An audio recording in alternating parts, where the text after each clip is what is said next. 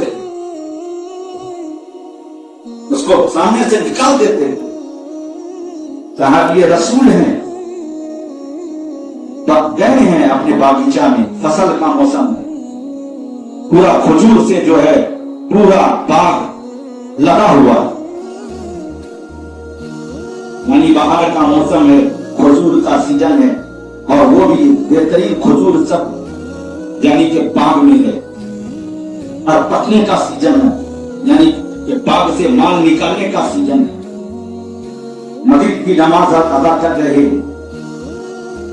مغرب کی نماز ادا کر رہے ہیں، اور نماز ادا کرتے کرتے ایک نظر اس کی جو ہے اس کھجور کے پانی پر پڑ جاتی ہے، جو کھجور کا جو ہوتا ہے، جو گچھا ہوتا ہے، ایک نظر جیسے ہی وہ 2 رکعت نماز مغرب کی مکمل کر کے کعبہ میں جاتے ہیں تو سامنے ہی باغ ہے، کیونکہ وہ لوگ تو نماز کو چھوڑتے نہیں تھے، وقت ہوا بس وہیں پہ کھڑے ہو جاتے تھے، نہ مصلی کی ضرورت ہے نہ کسی اور چیز کی ضرورت ہے، بس زمین پر ان کو معلوم ہے کہ ہم مٹی سے پیدا کیے گئے، مٹی میں ہی ہم کو ملنا ہے، بس وہیں پر وہ کھڑے ہو کر فوراً نماز ادا کرتے تھے، نماز کو قضا نہیں ہونے دیتے تھے یہ صحابہ کرام۔ جب 2 رکعت مغرب کی نماز ادا کیے، فوراً ان کی نگاہ گئی اور دل میں یہ خیال آیا کہ ارے یار اس سال تو ہمارے باغ میں فصل بہت اچھا ہے، اس بار تو ہمارے باغ میں بہت اچھا فصل آیا ہے اور بہت بڑھیا قیمت دے گا، بہت بڑی پونجی ہم کو حاصل ہوگی۔ تو جو وہ نماز پڑھ رہے تھے، نماز کے لیے حکم کیا ہے کہ نماز، آپ کی نماز میں خشوع و خضوع ہونا چاہیے۔ کیا ہونا چاہیے؟ خشوع و خضوع ہونا چاہیے، الہیت ہونی چاہیے، یعنی کہ جب نماز میں ایک بندہ جب کھڑا ہو گیا تو دنیا کی طرف اس کا دھیان نہیں جانا، صرف ان کا کانٹیکٹ جو ہے اللہ ہی سے رہنا چاہیے، نمازی کا تعلق صرف اللہ ہی سے ہونا چاہیے، کسی غیر کی طرف یا دنیا کی طرف نہیں جانا چاہیے۔ جیسے ہی ان کے دل میں خیال آیا اور دیکھا اس کھجور کے گچھے کو، تو تھوڑی دیر کے لیے نماز سے ان کا دل جو خشوع و خضوع، جو دل کی ایک کیفیت کا نام ہے،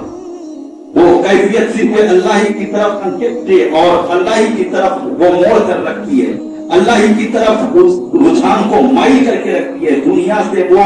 معافیہ ہو جاتا ہے، دنیا سے وہ نست و نابود ہو جاتا ہے، صرف اللہ ہی کی طرف۔ اور صحابہ کرام کی اور سلف صالحین اور بزرگان دین کی ایسی ہی نماز میں ہو، اور یہی نماز اگر اسی طرح کی نماز آج بھی اگر پڑھی جائے گی تو مومن مسلمان ہر طرف کامیاب ہوتا ہوا نظر آئے۔ جیسے ہی دل جو ہے پھٹکا کہ اس سال پھل زوردار آیا ہے اور بہت زیادہ منافع ہونے والا ہے، فوراً نماز کو کمپلیٹ کرتے ہیں، مکمل کرتے ہیں۔ عمر فاروق کا زمانہ ہوتا ہے اور فوراً جاتے ہیں اور کہتے ہیں کہ یہ باغ نے ہمیں نماز میں خلل ڈالا، اس باغ نے ہماری نماز میں خلل ڈالا ہے، نماز میں اللہ کی پڑھ رہا تھا تو اس باغ کا پھل نے جو ہے تھوڑی دیر کے لیے جو ہے اپنی طرف ہمیں مائل کر دیا، اللہ کی یاد سے ہمیں جو ہے دوسری طرف کر دیا۔ تو یہ باغ اس کام کا ہے جو اللہ کی یاد سے، اللہ کی یاد سے اور اللہ کے تعلق سے اور اللہ کی جو تصویر اور اللہ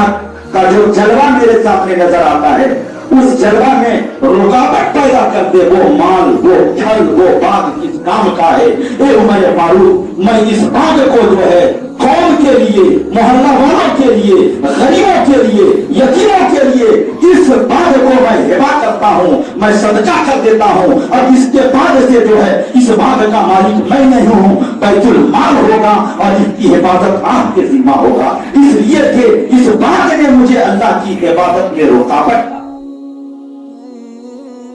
صحابہ کرام کی ایسی نماز ہوتی،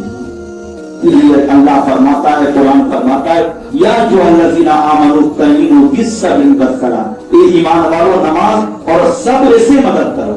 مدد مانگو۔ اللہ تو سب کچھ کرنے والا ہے ہی ہے، مگر اللہ جو ہے ہمارے لیے ایک ذریعہ بنایا ہے، ان تمام چیزوں کو، دامن کو پکڑو گے، نماز کو، صبر کو، تو ان اللہ مع الصابرین، بے شک جو ہے اللہ جو ہے اس بندے کے ساتھ ہوگا۔ اور بتائیے 24 گھنٹہ جس کے ساتھ اللہ کا فضل ہو، اللہ کی رحمت و برکت ہو، وہ انسان کہیں پہ ناکام ہو سکتا ہے؟ جیسے ہم ناکام ہیں، نعوذ باللہ من ذالک، اگر وہی ناکامی ان صحابہ کرام کو، تابعین کو، تبع تابعین کو، اگر وہی ناکامی جو ناکامی کا کے دہانوں پہ ہم چلے جا رہے ہیں، اگر ان کو ہوتی تھی تو کیا اسلام یا مسلمان یا قرآن یہاں تک پہنچ سکتا تھا؟ یہ ناممکن تھا۔ ان لوگوں نے یہ دکھایا ہے، قرآن اور احادیث پر، اللہ اور اس کے رسول کے احکام پر عمل کر کے دکھایا ہے، جس کی وجہ سے اور کر کے اپنی زندگی کو گزارا ہے، جس کی وجہ سے اور آج دین اسلام، مذہب اسلام اور قرآن یہاں تک ہماری رہبری کرتا ہوا نظر آ رہا ہے۔ ورنہ آسمانی کتابیں تو جو ہے چار آئی ہیں، توریت، انجیل، زبور، ان کا کوئی نام و نشان نہیں ہے، مگر قرآن کیوں چمکتا ہوا نظر آ رہا ہے؟ قرآن کیوں پانگے دہان کرتا ہوا نظر آ رہا ہے؟ قرآن کیوں جو ہے ایک زندہ میرے نبی کا معجزہ نظر ہوتا ہوا نظر آ رہا ہے؟ ساری دنیا فنا ہو جائے گی، ساری دنیا مر جائیں گے، ساری دنیا کے سب کچھ ختم ہو جائیں گے، مگر قرآن کا وہ معجزہ ہے کہ صبح قیامت تک قرآن جو ہے سچائی اور حق کو ہی اور دین اسلام کے پرچم کو لہراتا ہوا نظر آئے گا، کبھی نہیں مٹے گا، اس لیے کہ یہ حق پر ہے، یہ حقانیت کا اعلان کرتا ہے، اور دنیا میں جب تک حقانیت کا اعلان ہوتا رہے گا یہ دنیا برقرار رہے گی، اور جب حقانیت کا اعلان ختم ہوگا، رب کا غضب نازل ہوگا، تو پھر جو ہے برباد کر دیا جائے گا، دنیا کو تحت نحس کر دیا جائے گا۔ آج ہم بہت مشکل اور پریشانی کے دور سے گزر رہے ہیں، ہمارے سامنے تو اتنے بڑے نبی اعظم، پیغمبر اعظم صلی اللہ تعالی علیہ وسلم نے اپنی زندگی کو اس طرح کا جو ہے ہمارے لیے نمونہ، لقد کان لکم فی رسول اللہ اسوۃ حسنہ، تمہارے لیے رسول کائنات صلی اللہ علیہ وسلم کی زندگی میں بہترین نمونہ ہے، مثال ہے، اس کو اپنانے کی ضرورت ہے۔ حضرت بلال حبشی جو ہے کیوں اتنا دیوانے ہو جاتے ہیں؟ بلال حبشی کیوں احد احد کا نعرہ لگاتے ہیں؟ اتنا کیوں جو ہے بلال حبشی میرے نبی پر عاشق اور فدا ہو جاتے ہیں؟ آج ہمارا رویہ، آج ہمارے نوجوانوں کا، ہمارے بزرگوں کا، ہمارے مومن مسلمانوں کا رویہ اتنا سخت، اتنا خراب ہو چکا ہے، اور آپس میں ہی ایک دوسرے سے ظن و گمان، اتنا خیالات اتنے گندے ہو چکے ہیں، ایک دوسرے کی سپورٹ، دوسرے کی مہربانی، دوسرے پر رحم، دوسرے کا معاون، دوسرے کی تعاون کرنے کا ہمارے اندر جذبہ نہیں۔ حضرت بلال حبشی کیوں اتنے دیوانے ہو جاتے ہیں؟ میرے آقا حضرت بلال حبشی امیہ بن خلف کا غلام بنا ہوتا ہے، یہ کالا غلام حبشی رات و دین جو ہے امیہ حضرت بلال سے کام لیتا ہے، دین میں بھی کام لیتا ہے، رات میں بھی کام لیتا ہے۔ میرے آقا کا گزر رات کے وقت ہوتا ہے۔ آپ نے سنا ہوگا کہ حضرت عمر فاروق اپنے زمانے میں، دور میں کبھی بھی رات میں نہیں سوئے، رات میں نہیں سوئے۔ جتنا رعایا کا اور قوم کا اور لوگوں کی خبر اور ان کو مدد پہنچانے کا جذبہ جتنا وہ دین میں نہیں رکھتے تھے، اس سے کہیں زیادہ رات میں رکھا کرتے کہ کوئی قوم ہماری بھوکی نہ سو جائے، کوئی ہمارے مومن مسلمان دکھ اور تکلیف میں رات میں نہ ہو، کیونکہ رات میں تکلیف اور دکھ میں آنے کے بعد کوئی یار و مددگار نہیں ہوتا، دین میں بہت سارے کر سکتے ہیں۔ اسی لیے حضرت عمر فاروق اپنے نبی کے نقش قدم پر چلتے ہوئے رات میں گلیوں کا پھیرا لگاتے تھے، چکر لگاتے۔ اسی طرح رات میں میرے آقا گزر رہے ہیں، اور امیہ حضرت بلال حبشی سے رات میں بھی کام لیا کرتا تھا، رات میں بھی کام لیا کرتا تھا، دین میں بھی کام لیا کرتا تھا، خوب ستاتا تھا، پریشان کرتا تھا۔ حضرت بلال حبشی میرے آقا اس بادشاہ کے قریب سے گزر رہے ہیں، یعنی کہ پانی جو ہے پوری سے کنواں سے نکال کر کے بلال حبشی کی یہ ڈیوٹی تھی کہ سارے کھجور کے باغوں کو سینچائی کرنا ہے، پانی ڈالنا ہے، اور کھجور وغیرہ کا دیکھ بھال کرنا ہے، باغیچہ کی صاف صفائی کرنا ہے۔ یہ سب ان کی ڈیوٹی راتوں دن اس سے اور پانی بھر کے حضرت بلال حبشی جو ہے کنواں سے نکالتے تھے پانی اور سینچائی کرتے تھے. میرے آقا کا گزر ہوتا تھا راتوں دن کام کرتے کرتے نقاہت اور کمزوری سے جو ہے پریشان نظر آتے تھے. دیکھا ایک دن جو ہے بہت زیادہ قہرنے کی آواز کے باغیچے سے آ رہی ہے. ایک غلام کالا غلام ہے حبشی انسان ہے جس کو قہرنے کی دکھ اور تکلیف میں جیسے انسان ایک آواز نکالتا ہے اس دکھ اور تکلیف میں نکالنے کی آواز آ رہی ہے اس باغیچے سے. میرے آقا کا گزر رات میں اس باغیچے جو ہوتا ہے فوراً وہاں جاتے ہیں دیکھتے ہیں کالا غلام ہے مشکیجہ دونوں طرف جو ہے آگے اور پیچھے دونوں طرف پانی کا مشکیجہ رکھے ہوئے اور جو ہے قہر رہے ہیں. یعنی کہ جو تکلیف میں انسان جو ہے آواز نکالتا ہے اس طرح جو ہے آہ اور اوہ کی آواز نکال رہے ہیں دکھ اور تکلیف کی آواز نکال رہے ہیں. میرے آقا فوراً جاتے ہیں اور کہتے ہیں یہ